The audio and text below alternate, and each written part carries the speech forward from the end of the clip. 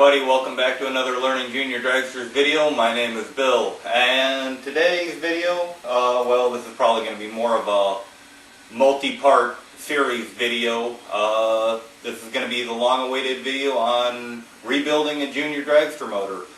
More specifically, we're going to be building and clearancing a Blockzilla.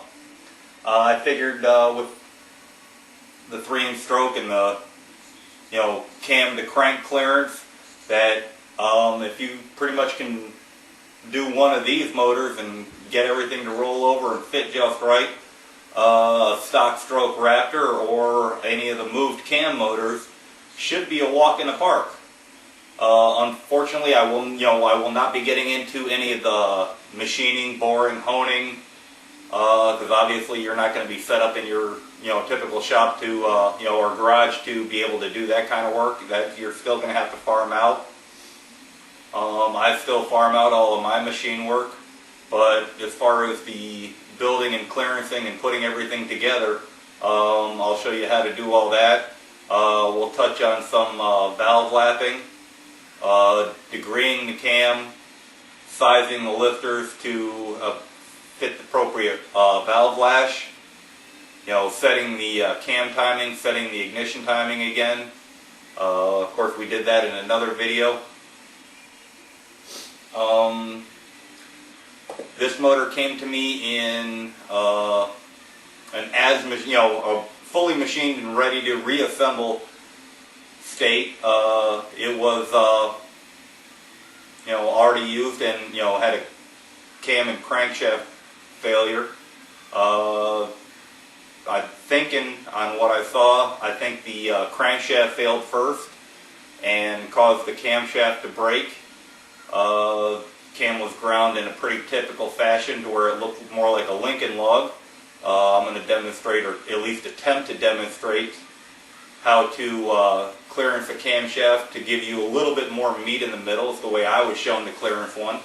I'm going to try and get some footage of inside the motor, with a clearancing tool and how everything rolls together and where you need to look at.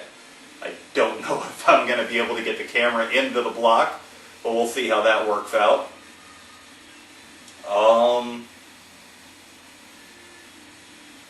So why don't we get the camera moved in here, and we'll get started at looking at some of the tools, and we'll look at some of the tools that you're going to need first. We're going to look at some of the, I have the old parts, the old crankshaft and camshaft, so I can show you where and why I think, what failed first and why, and where they failed. So let's get the camera moved in here and we'll get started. Alright, here we're going to demonstrate or show you off a few of the specialty tools you're going to need if you want to be able to do this type of thing. This, it's called a clearancing tool. This one tool happens to do both Blockzilla and this side out. You put it on the block and you do the Raptors. You got one hole here that that holds the crankshaft, and another hole that holds the cam, and then these holes will align it on the dowels of the block, and I'll demonstrate that a little bit later, when we actually get to that part. But it allows you to do the clearancing of the cam and the crank without having to remove the side cover, and you can actually get in there and see everything that's going on.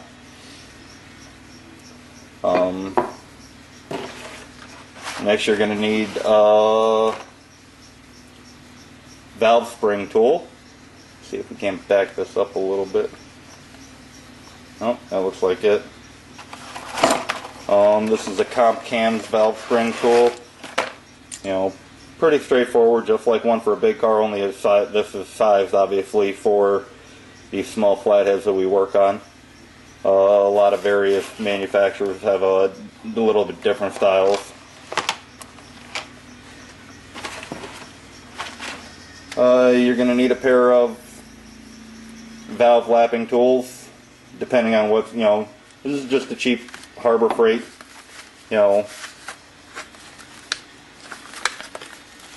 usually just slide it out, but You know, depending on what size valves you have is going to be as to which cup you use. But it's just a good idea. I mean, they're cheap enough. You can go ahead and get the 2-piece tool for just a few bucks. And then obviously some valve lapping, valve grinding compound.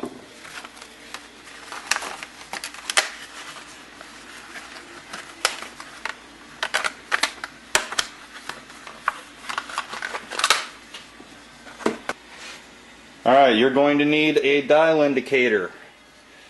Preferably one with a mag base, but since these blocks are all aluminum, a small piece of metal with a hole drilled in it. I just rounded off the corner so I wouldn't cut myself.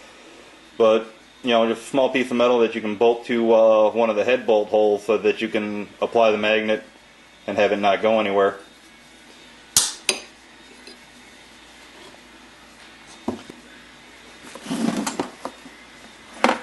And last but not least, you're going to need some type of degree wheel kit. Obviously, the bigger the degree wheel, the more accurate it's going to be. This is the small CompCam's degree wheel kit. You can see mine is well used. I made an adapter to fit the PTO side because I don't have the adapter that or the crank socket that allows you to put it over the flywheel side. There's a few junior companies now that make those. I had this ever since before those were readily available, and I'll show you how I made this up to fit the flywheel side or the PTO side where your clutch would bolt in. But it also it makes reading the cam a little bit different because you got to face the numbers towards the block and look over the top of the block to read everything.